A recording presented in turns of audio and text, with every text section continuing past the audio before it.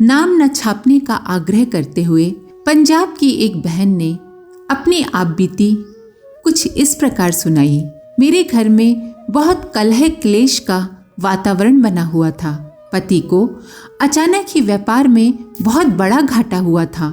चारों ओर से असफलता मिल रही थी। इस वजह से उनका स्वभाव और भी अधिक उग्र हो गया। सासू माँ भी दिन भर क्लेश किए रहती। एक दिन कुछ अधिक ही कहा सुनी हो गई। मेरी सहन शक्ति ने जवाब दे दिया। निराशा के भाव मन पर हावी हो गए। मन में आया कि इस जीवन से तो मौत ही भली है। पास ही रेल पटरी थी। मैं घर से निकल पड़ी। रोती जा रही थी और रेल पटरी के बीचों बीच चलती जा रही थी। दूर से ट्रेन आ रही थी।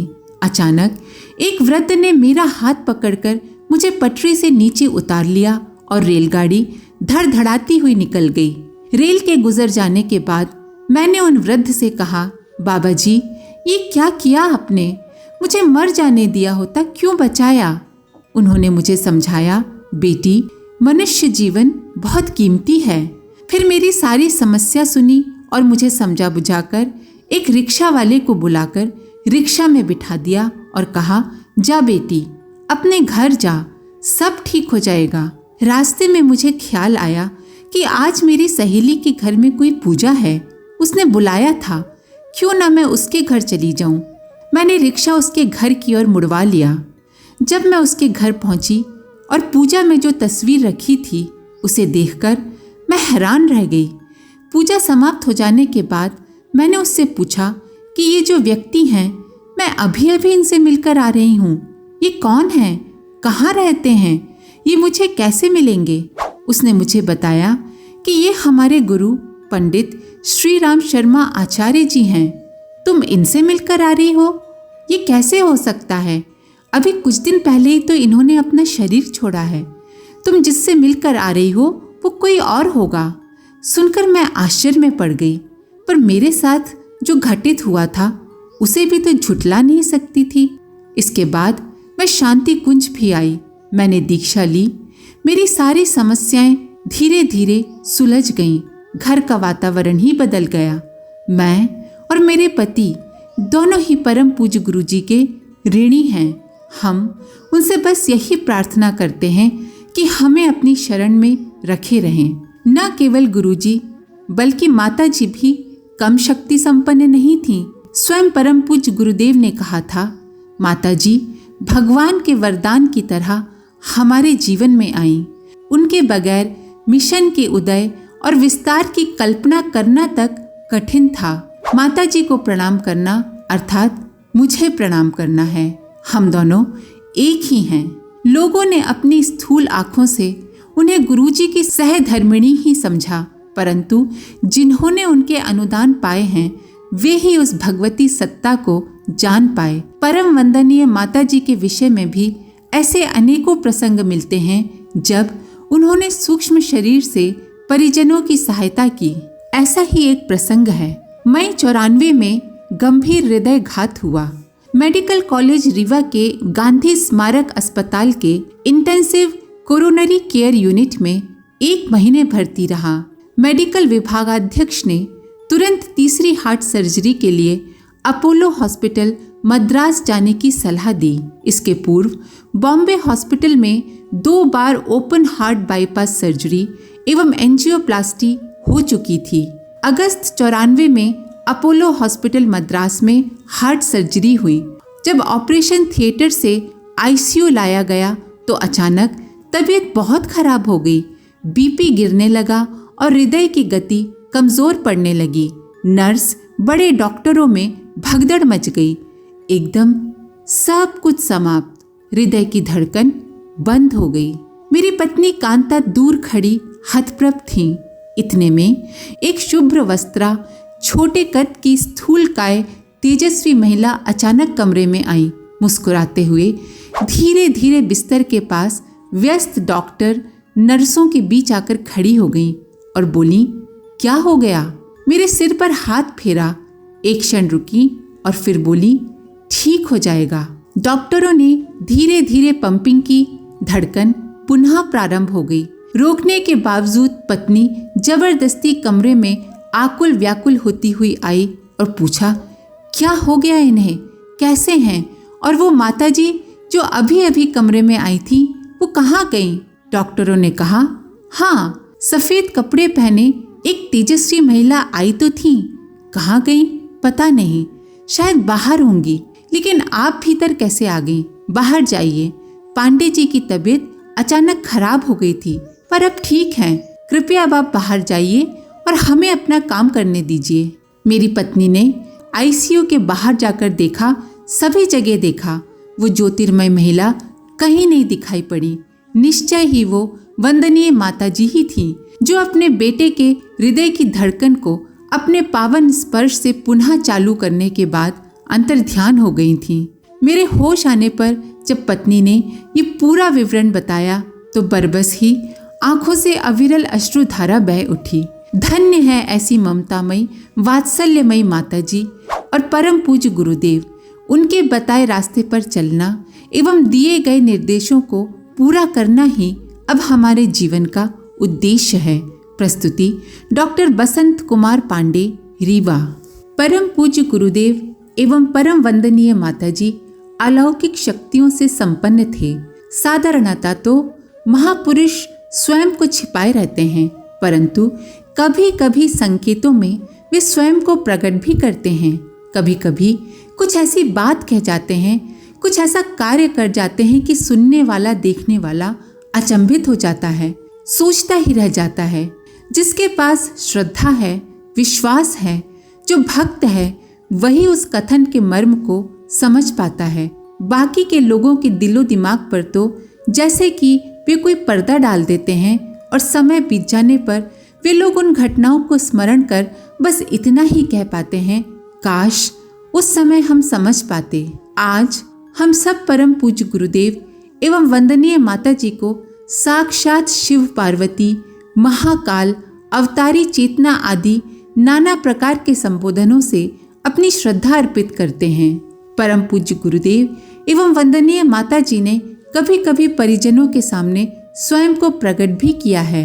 आइए सुनते हैं कुछ ऐसे ही प्रसंग। श्री हनुमान शरण रावत जी एवं श्रीमती मिथिला रावत सन 1969 से पूज्य गुरुदेव के संपर्क में रहे। सन 1983 में परम पूज्य गुरुदेव के कहने पर पूर्ण रूपेण शांति कुंज आ गए। वे बताते हैं, हम एक कार्यक्रम हेतु दिगौड़ा टीकमगढ़ गए। वहाँ के एक कार्यकर्ता भाई श्री सोनकिया जी ने कहा, बहन जी आज हम आपको वहाँ ले चलते हैं जहाँ से गुरुजी कभी पैदल गए थे। वे हमें उस रास्ते से ले गए और बोले, इन गलियों में से गुरुजी कभी अपना सामान भी स्वयं लेकर चले थे। गुरुजी एक हाथ में लोहे का बक्सा और कंधे पर अपना बिस्तर लेकर चलते थे। उनकी सादगी से कोई जान ही नहीं पाया कि वे इतने बड़े महापुरुष हैं। एक बार मैंने कहा भी, गुरुजी अपना सामान मुझे दे दीजिए, तो वे बोले, नहीं नहीं, अपना ही सामान है, खुद ही उठाऊंगा। हम लोग वहां पहुंचे जहां मंदिर बन रहा था। वहां पर एक कुआं खोदा गया था जिसका पानी खारा था। लोगों ने बताया कितनी मेहनत से कुआं खोदा गया और पानी खारा निकल आया। अब इसका क्या उपयोग, क्या करें? गुरुजी ने सब बातें सुनी और कहा, अच्छा खारा है बेटा, खारा पानी है, लाओ रस्सी लाओ, बाल्टी लाओ, देखें। गुरुजी ने स्वयं कुएं से पानी निकाला और उसे पिया। फिर बोले, बेटा ये तो मीठा है, कहाँ है खारा, देखो।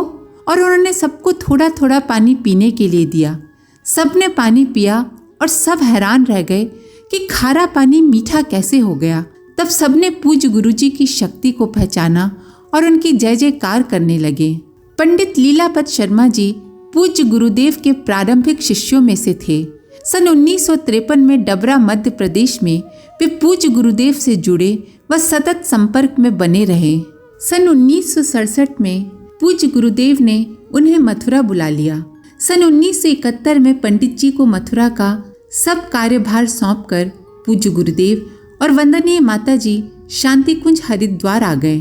पंडित जी ने मिशन की बहुत बड़ी बड़ी जिम्मेदारियां संभाली। पूज्य गुरुदेव के साथ बहुत सी यात्राएं भी की। उन सब संस्मरणों को उन्होंने पूज्य गुरुदेव के मार्मिक संस्मरण नामक पुस्तक के रूप में प्रकाशित किया है।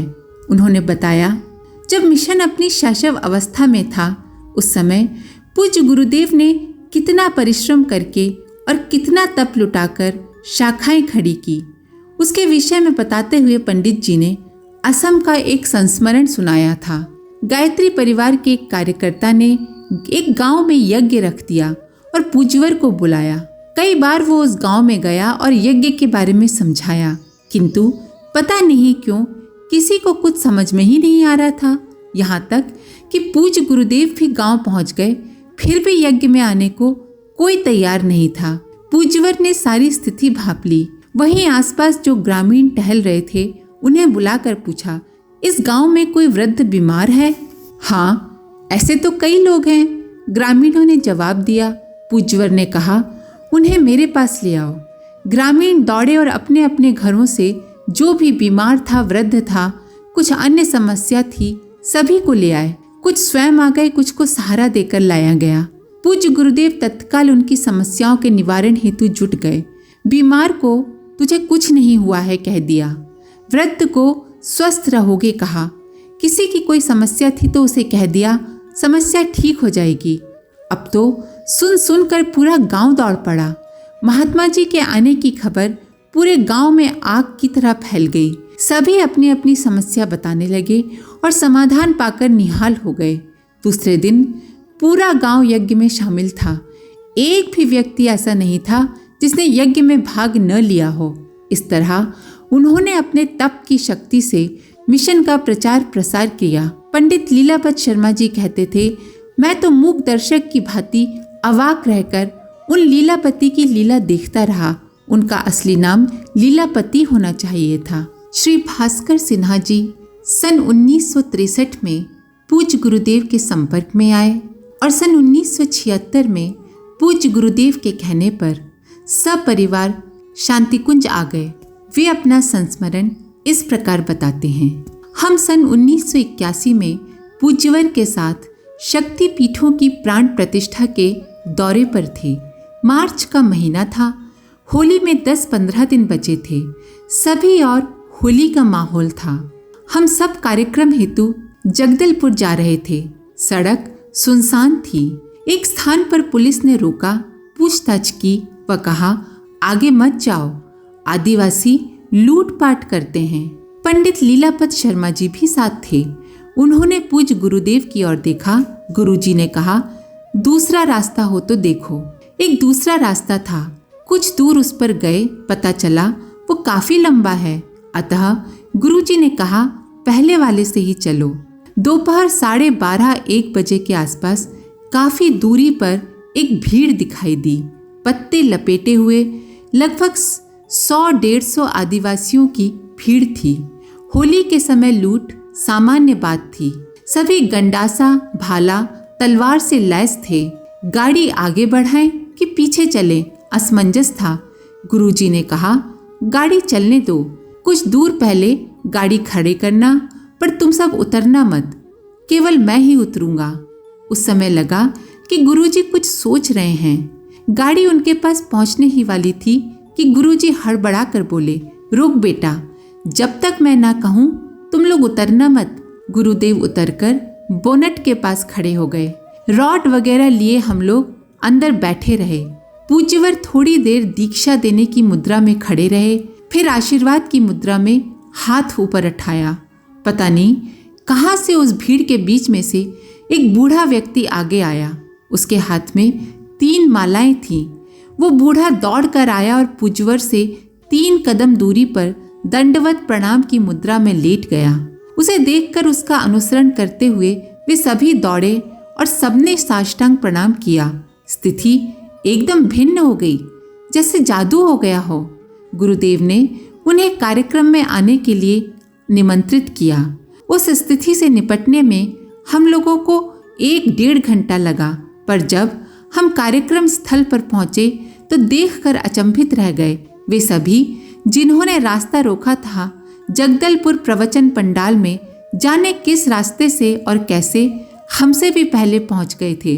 गुरुदेव ने अपनी ब्रज भाषा में कहा, देखो हम लोग 7 बजे पहुंचे हैं और वे भी इस समय तक आ गए। फिर बोले उन सभी को मंच तक आने दिया जाए। गुरुदेव ने अपने सामने मंच के पास उन बूढ़े भील महाशय को बिठाया। सभी ने पूरा प्रवचन सुना। अंत में पूज्यवर ने उन सभी का तिलक किया और तब वे सब प्रणाम करके घर वापस हुए। अगर आपको इस वीडियो से कुछ सीखने को मिला हो तो वीडियो को लाइक करें, अपने प्रियजनों के साथ शेयर करें और चैनल को सब्सक्राइब जरूर करें। माँ गायत्री की कृपा आप पर बनी रहे। हम फिर मिलेंगे अगले वीडियो के साथ। धन्यवाद। ओम शांति।